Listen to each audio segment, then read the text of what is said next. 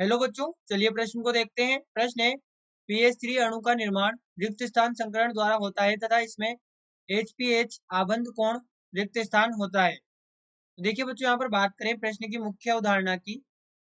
मुख्य अवधारणा देखिए बच्चों, जैसा कि हमें पता है कि जो संकरण यहाँ पर SP होता है, संकरण SP, इसका बॉन्ड एंगल 180 डिग्री होता है। वहीं पे यदि हम SP2 की बात करें तो इसका जो यहाँ पर बॉन्ड एंगल यानी कि आबंध कोण होता है वो 120 डिग्री होता है। और जो यहाँ पर एंगल यहाँ पर जो संकरण होता है SP3, उसका बॉन्ड एंगल 109 डिग्री 28 मिनट होता है। 109 डिग्री 28 मिनट। अब देखिए यहाँ पर ध्यान दें, जो हमारे पास में फोस्फीन है उसकी संरचना कुछ इस प्रकार से होती है। ये यहाँ पर पीछे की ओर होगा, ये वाला हाइड्रोजन, ये वाला हाइड्रोजन पीछे की ओर होगा। तो हमने इसको डैश से बना दिया, यहाँ पर इसे इस प्रकार से बनाया। देखिए ये हमारे पास में पीछे की ओर होगा। और वहीं पे यदि हम एक और हाइड्रोजन की बात करें तो एक और हाइड्रोजन हमारे पास में यहाँ पर ये आगे की ओर होगा। तो इसे हम इस प्रकार से वेज से रिप्रेजेंट करेंगे।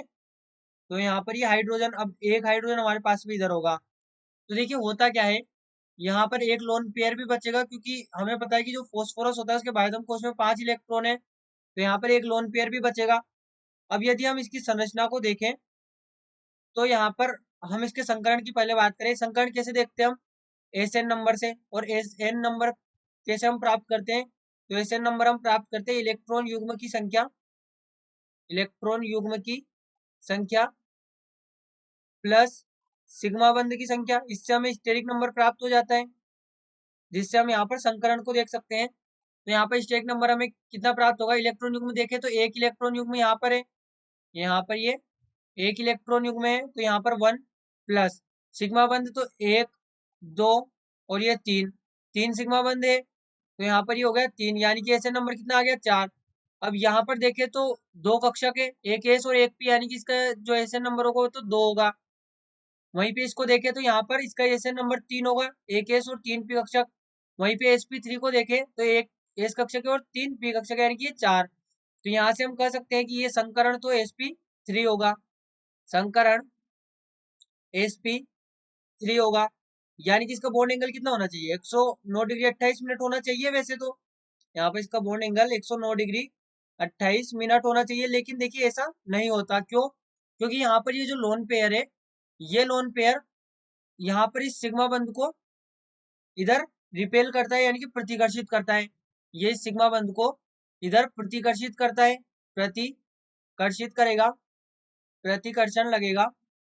और प्रतिकर्षण के कारण होता क्या है बच्चों, कि जो बॉन्ड एंगल 109 डिग्री है, ये 109 डिग्री 28 मिनट से घटकर 93.5 डिग्री रह जाता है। ये यहाँ पर 93.5 डिग्री या 93.6 डिग्री भी हम इसको कह सकते हैं, ये इतना रह जाता है 109 डिग्री 28 मिनट से घटकर। क्योंकि यहाँ पर ये इलेक्ट्रॉन यहाँ पर लोन पेयर और बॉन्ड पेयर प्रतिकर्षण लग रहा होता है, यानी कि इलेक्ट्रॉन युग्म और बंध युग्म प्रतिकर्षण। तो बच्चों यहाँ से हम कह सकते हैं कि हमारे पास में जो PH3 अणु है, इसका जो संकरण होगा वो तो SP3 होगा, SP3 होगा। और HPH बंध यहाँ पर जो HPH बंध कोण होगा वो होगा 93.5 डिग्री या 93.6 डिग्री। ये हमारे पास में बंद कोण होगा और SP3 इसका संकरण होगा। तो बच्चों आशा करते हैं आपको प्रश्न समझ आया होगा। धन्यवाद।